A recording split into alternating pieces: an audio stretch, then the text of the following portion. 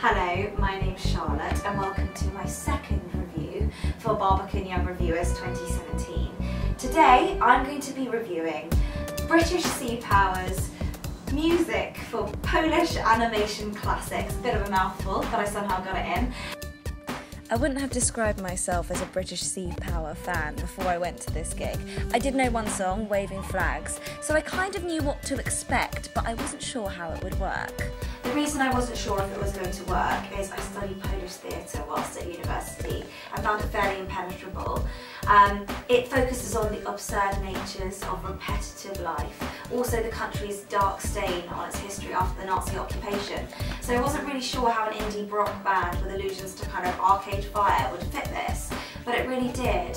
British Sea Power especially composed a live, epic score, which really lifted these animations in a way that I never thought possible. We weren't allowed to take pictures in there, but here's just a quick snap of the setup so you can get an idea before I review. There were 10 cartoons in total, so I'm just going to choose a few of my favourite ones to talk about. First up, 1983's Black Riding Hood by Pietro de Mala, which turned the classic fairy tale into more of a slasher movie. You can actually see for yourself how messed up this short little animation is. It's only 5 minutes long. If you type in Little Black Riding into YouTube, it comes up automatically. The film focuses on the classic tale of Little Red Riding Hood with an absurdist twist in which she eats and kills the wolf. The movie itself is apparently created via a unique technique in which they drape glass plates over each other in order to make the moving kind of sequence. So it's not just as straightforward as animating a line drawing, which is how it superficially looks. The film itself has themes of a grotesque and sexual nature, which, I mean, it was kind of weird, but I kind of liked it, as with all the good things.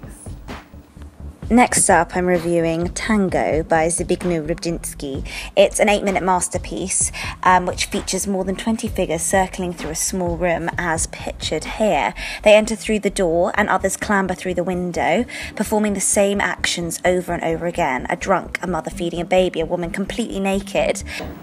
It suggested in the programme that perhaps this was the director's comment on Polish society, all people getting on with their everyday existence and yet not interacting with each other. I read another review that likened Tango to Groundhog Day, which I thought was the perfect way of describing it, so I'm sorry, I'm just going to have to crib it from that. I'm not particularly musical, but I could really appreciate what British Sea Power did with these animations. They really rejuvenated them and brought them up to date, making them as they wanted, more intense and more dreamlike, making them almost like short music videos rather than artistic animations from the last century. I thought it was fascinating how something so distinctly indie and British Sea Power could completely alter and change my perception of something that had been made last century. And I think it's a great kind of advert for updating art and changing it, because I think we all saw them in a different way, these cartoons.